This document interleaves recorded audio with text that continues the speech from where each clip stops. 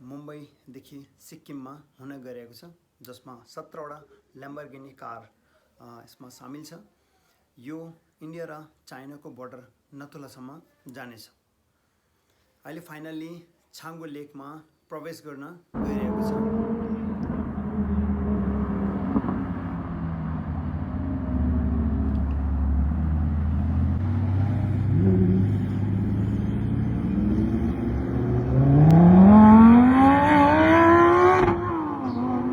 यो सिक्किमको छाङ्गु लेक 12,000 फिटमा स्थित छ। यसमा धेरै पर्यटक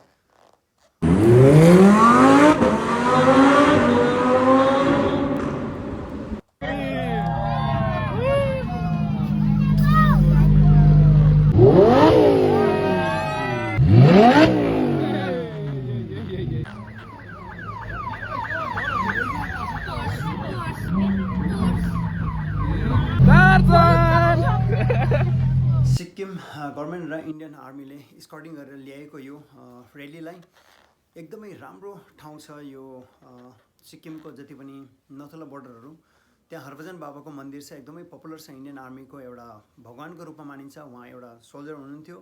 उहाँ 2 सालभित्र नै बित्नु